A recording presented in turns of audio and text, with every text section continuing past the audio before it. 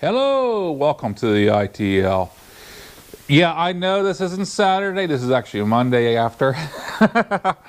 I missed this Saturday, and I apologize for that. And to be honest with you, I kind of expected towards the beginning of last week that I was going to miss Saturday because, well, actually for the last 6 to 8 months, I've actually been working on getting my ham radio technician's license. I've been studying for it, and this even includes back whenever I was heading over to Dante Fox's house, and I had my tablet there, and I was studying for it even when I was there. I was did the practice test and studying over in Ohio at the Buckeye Boys clubhouse, and I mean I've been really working on it because even though a lot of people will say this, that, yeah, get your technician license, the test is easy. I know how my brain works, and it hasn't worked right. Well, I don't know if it ever has worked right, but it has worked even less right since I went through the windshield back in 1989. So I knew how, I know of course I'm dyslexic also, and blah, blah, blah. So it was really not an easy thing for me to accomplish. And of course, I went ahead the last 2 weeks and I hammered down because, well, last Saturday, which was just yesterday for me, right in here now while I'm recording this video, it was the 15th of December, and they had the testing in the next, next few towns over from me. That's actually the seat of my county, Mercer. And I took the test, which was a story on its own, but I'm going to leave that off video because, I mean, it all worked out in the end, and I'm not going to get certain people into problems that they don't need to be either. Because, I mean, in the end, what it came down to was, in the end, it was all made right the way it really should have been. It was nothing that could have been avoided. So it's like, why cause trouble? But anyway, I took it and I passed it, even though I was there quite a bit longer than I really should have been. And I took the first third of the general license, even though I didn't study for it. Which I found, if I'm going to go for that, I better study. But that's neither here or there. And what does that give me the privileges of? Because there's no rights in it. The privilege of is actually the technicians will actually let me go ahead and, I mean, there's much more onto what I'm going to cover on it real quick here, but basically, I've got the Galfang UV5R that I've gotten. Actually, I had one given to me by Suburban Rider, and also I'll throw it on this. If it wasn't for him, I probably wouldn't have taken the ham radio test because he actually challenged me, and I took the challenge, and I try to keep to my word. But it gives me the privilege to use that, and I mean, there's a lot more to it. Of course, I can use Echo Link once I get also, and there's lots more. Okay, but to move on into other bands and stuff, doing other things, you really should get your general license. But I mean, that's maybe down the road for me. Right now, I got what I needed. I got what I'll be using, and I keep looking because it looked to me kind of, I don't know, it kind of looks like my camera is slowly down. I need to tighten up the one mount screw. But anyway, but yeah, I got the radio. I got the license to operate the radio. I passed the test. I didn't get the license yet. I passed the test. It may be a few weeks before I actually get my call sign. And how you tell, for those that don't know, that when they get call sign, you got to go up online on their website, and you look up under your name, and it'll pop up your call sign. Now, there is a phone number you can contact the SEC also and get through that too. What I was advised after a week, if I don't see it pop up there after the beginning of the week, at the end of the week, to give them a call and find out what's going on. By law, it could take up to a month. I mean, that's 2 weeks. It takes 2 weeks for the people that actually administer the test to send it in, then 2 weeks, up to 2 weeks for the FCC to get it through and post.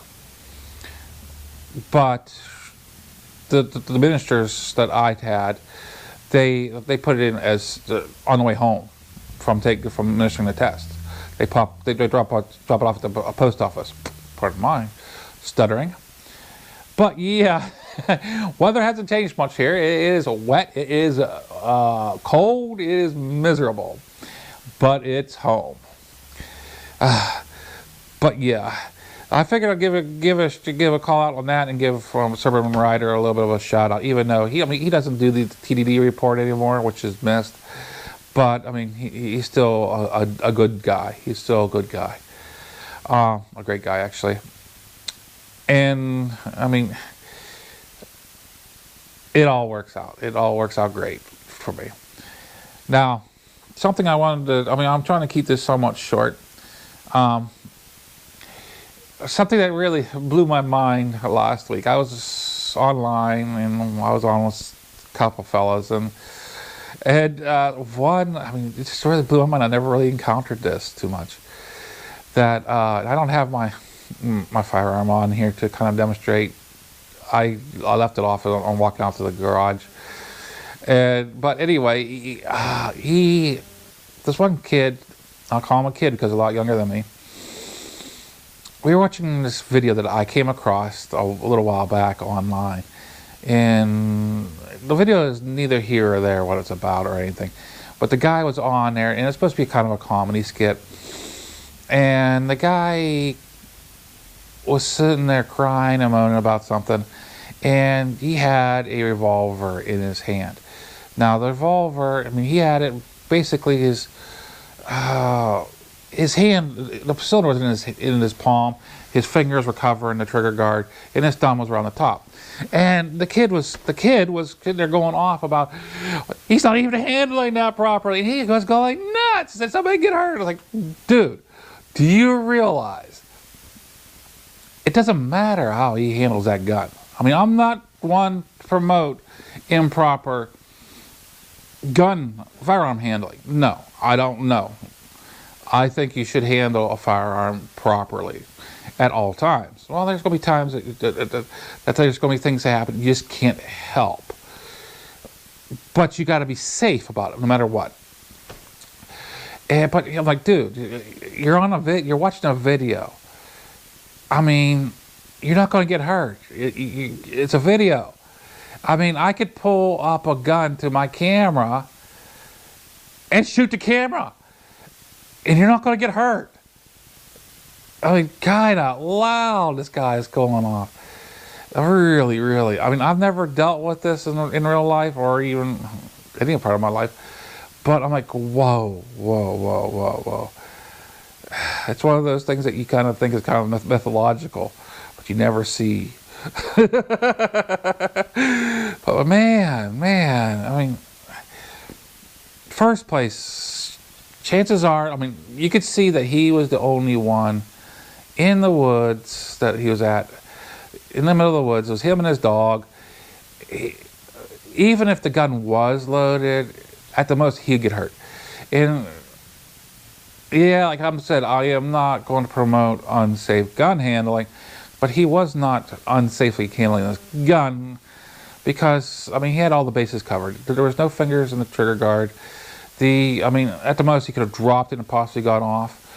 More than likely it was empty just for the show, for the video he was making.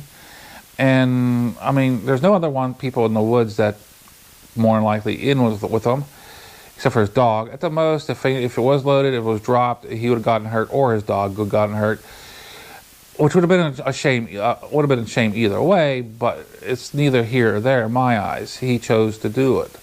It was all our choice. And a lot of this crap that we're running into today is to remove our choices. and that is really what I'm truly against. And let's go ahead and make a noise outside the garage. You guys probably didn't hear it, but anyway, it's our freedom of choice. They're going to take our freedom of choices away from us. And it's a guy down the alley with his garbage can. Let's bang it around a little bit more. But anyway, I am a constitutionalist, and it's like, but on the other hand, it's like don't take my choices away, dudes. But it was his choice to do that. It was really his choice to do that. And he would have hurt anybody, even if the gun was loaded and there was one in the chamber right below, right underneath the hammer. And most guns are from freaking from the early 90s on are made so there's actually a safety block put into place. So even if you drop a revolver, the firing pin is not going to hit the round, the primer in the round. They're just made not to do that. It's a safety option, safety for it. And I'm not saying all of them are that way. And a lot of the older revolvers are still floating around, which they really should be.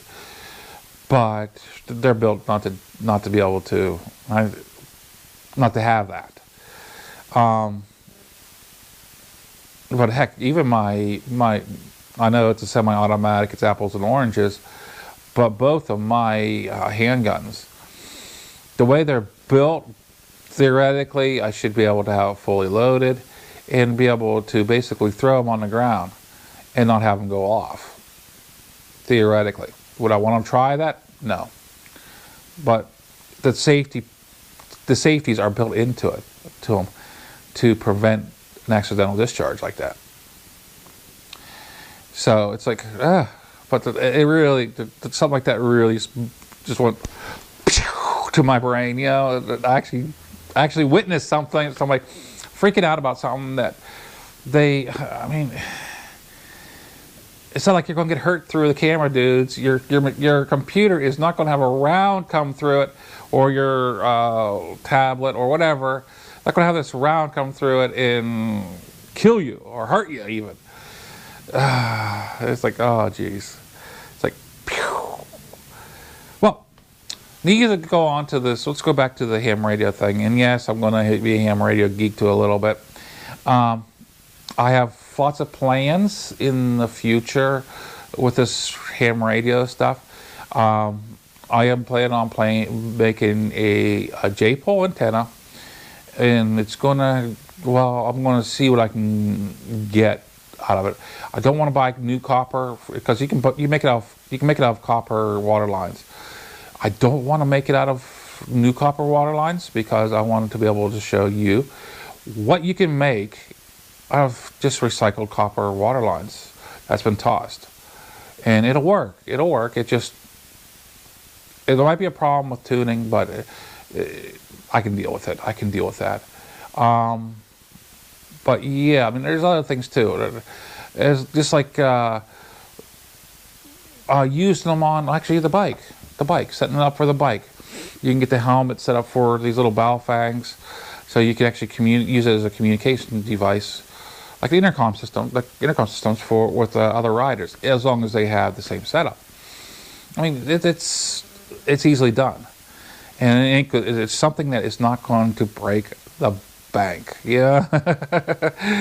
And yes, I have been leaning away from using Wish.com because of having recent problems with them earlier this year. But I still been looking at the prices of things for that radio and for things, and I still can't get away from it with that, because even though I might get the wrong item, for the prices that I want to get some of the stuff, I mean, you're talking a couple bucks for certain things, and where I'm spending a lot more money other places. Well, let's go ahead and close this up. I've been jabbering at you guys long enough. This is MuzzleMike, hoping you all have a great day, great week. signing out.